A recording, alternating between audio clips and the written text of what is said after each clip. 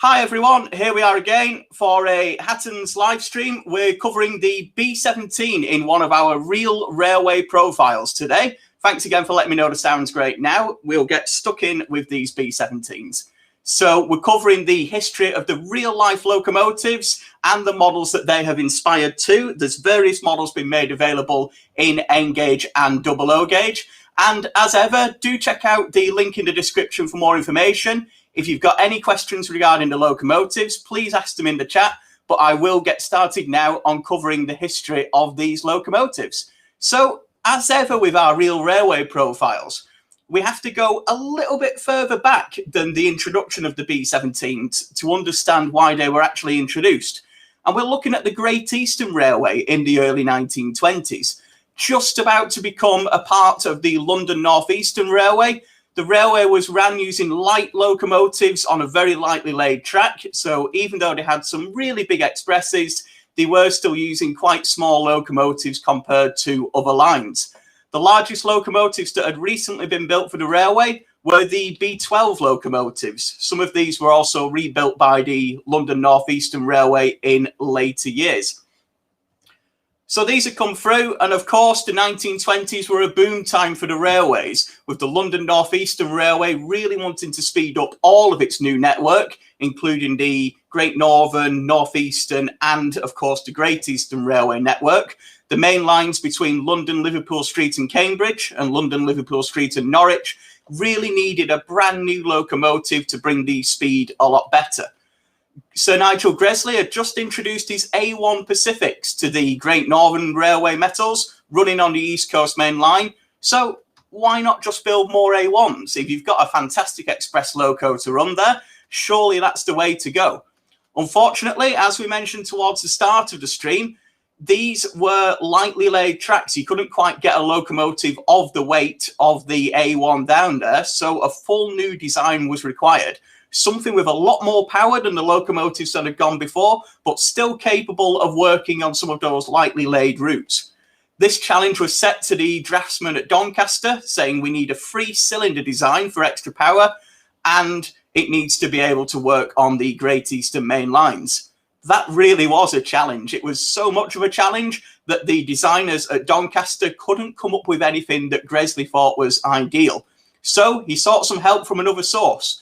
The North British Railway Company actually designed the locomotives with a lot of help from the London North Eastern Railway, and the B17 was born. You'll see a lot of familiarity with locomotives past and present on the Great Eastern and the London North Eastern Railways, and it is a bit of a mix of a lot of different designs. There's various different parts from the A1 Pacifics, including the chassis and the driving wheels. The boilers themselves are very similar to Gresley's K3 locomotives that he built for the Great Northern Railway. But heading back, the cab and the tender are purely Great Eastern, borrowed from the B12 locomotives that ran previously. So there was 10 of these locomotives originally introduced, provided to the London North Eastern Railway in late 1928 and immediately deployed to some of those express services on the Great Eastern lines. Immediately, there was 5 more batches ordered, and these were actually built at the LNER's Darlington Works up in Northeastern Territory, and these were provided between 1930 and 1936. There was actually 53 more locomotives in those batches. The final batch was delivered in 1937, and this was 11 more locomotives, so bringing the fleet up to just under 70 there is the final number of B17s. And these locomotives were actually used in the Northeast. So they were built up in the Northeast by Robert Stephenson and Hawthorne, and they were then used up in the Northeast too. They had slightly larger tenders than the 3,200 gallon tenders that the Great Eastern locos had. So as we saw in that initial image, they were immediately employed on the express services. This is a locomotive leaving Cambridge. And with a lot of the LNER's publicity at the time, they gained some really high-class names. Now, the class actually had 2 nicknames, and it's similar to the Southern Railway's West Country and Battle of Britain, where there's the same type of locomotive with 2 very distinct naming policies. The first nickname was the Sandringhams. The first locomotive, number 2800, was named after the Royal House of Sandringham, and various other members of the fleet were then named after country houses and halls, mainly in the Great Eastern area of England and East Anglia, but also further into the network too, especially covering the London and North Eastern Railway metals. But I'm sure a lot of you know the other name for these classes already, and that is the footballers. Most of them were also named after football teams too, such as West Ham United, Manchester United, Manchester City, and a lot of these teams are still playing today, so they do have the nameplates out there in the clubs for some of them.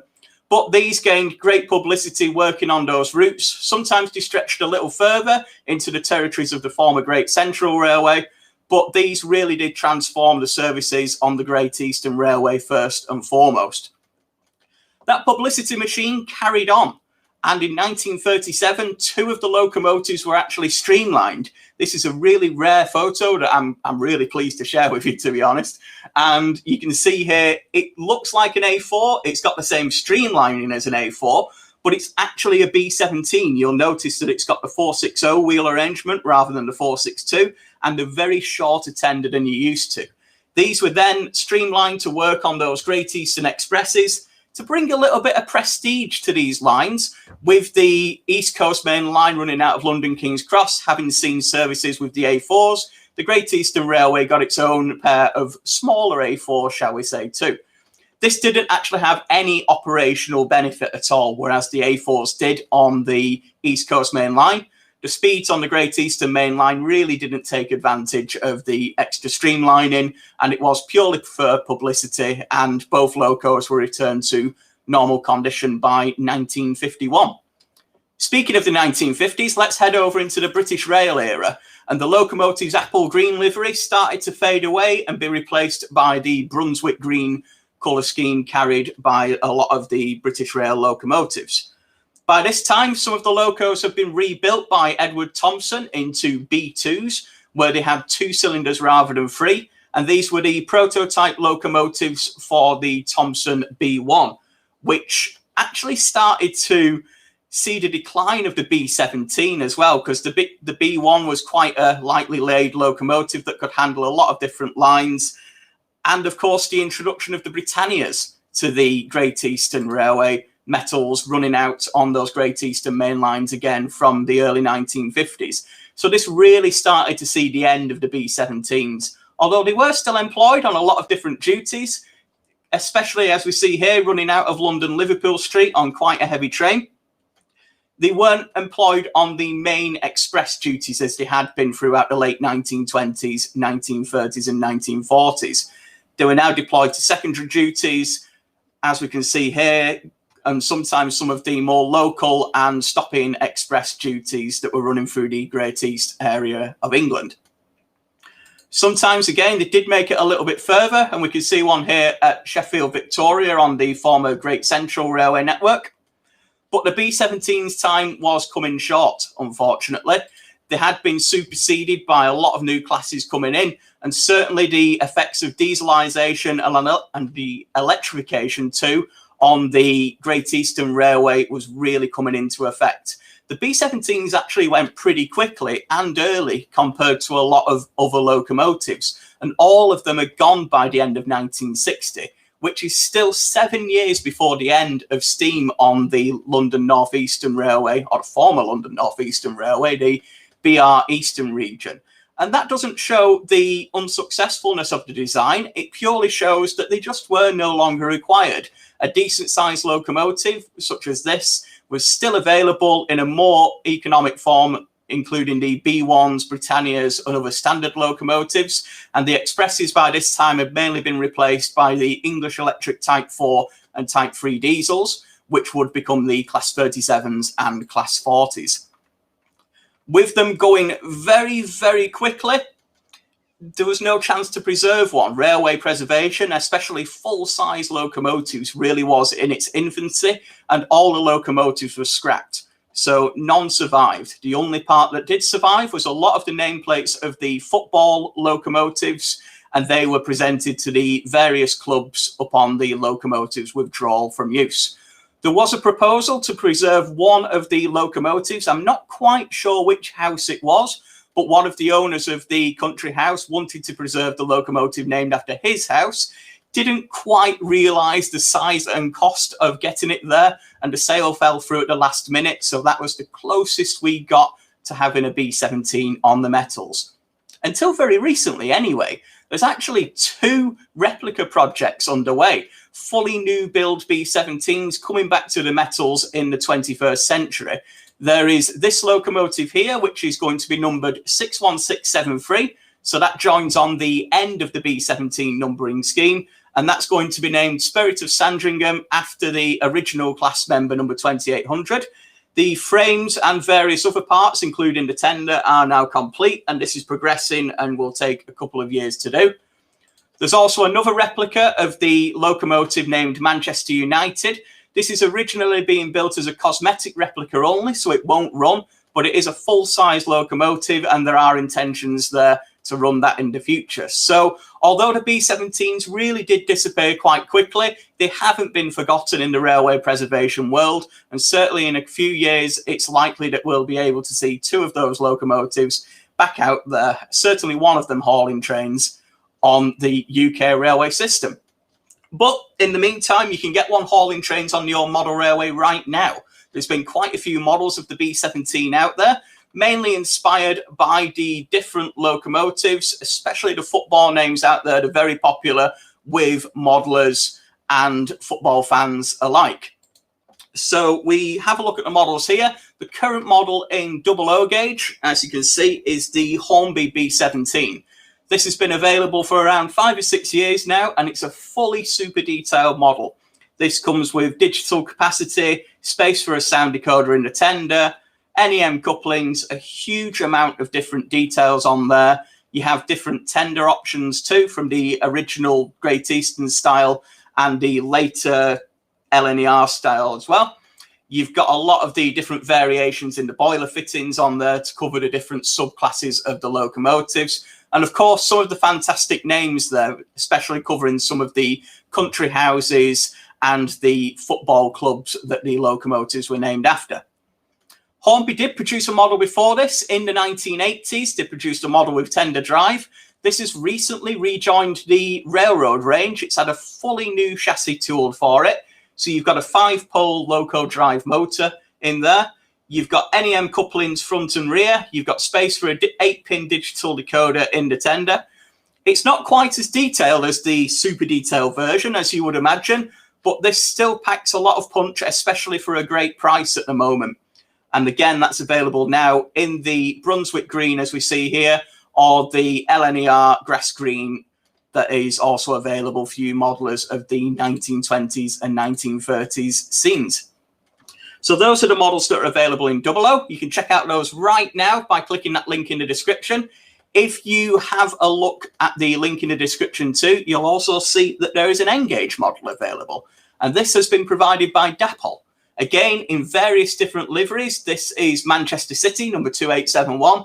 But other football teams are available if you have a certain club allegiance. I believe the currently available models are Manchester City and Liverpool. So a bit of a Northwest rivalry on those at the moment. But there have been many models made available with different club names and different house names on there too.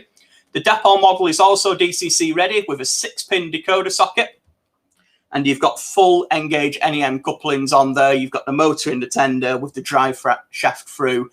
All the details on these models are available on our website, including the full tech specs. So check out that link in the description for more.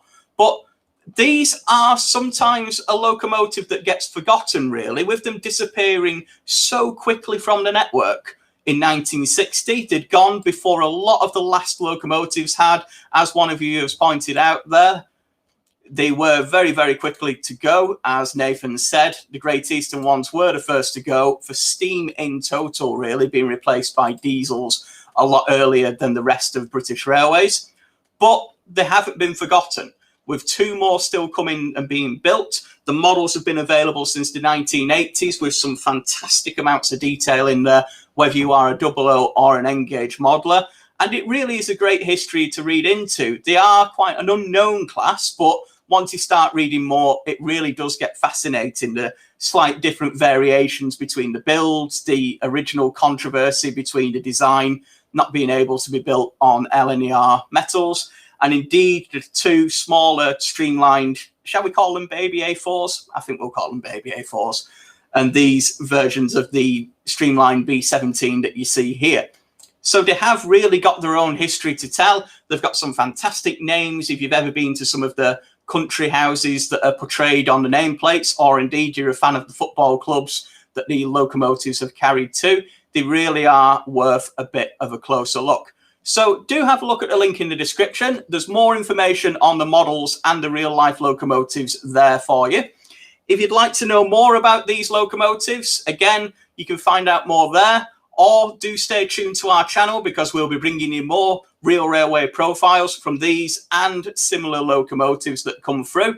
We'll also be bringing you more skills casts as well, so you can learn the skills needed to really enhance your model railway. So don't forget to subscribe and like our YouTube channel and our Facebook page for more videos like this, and keep an eye on the website for all the latest model railway news too.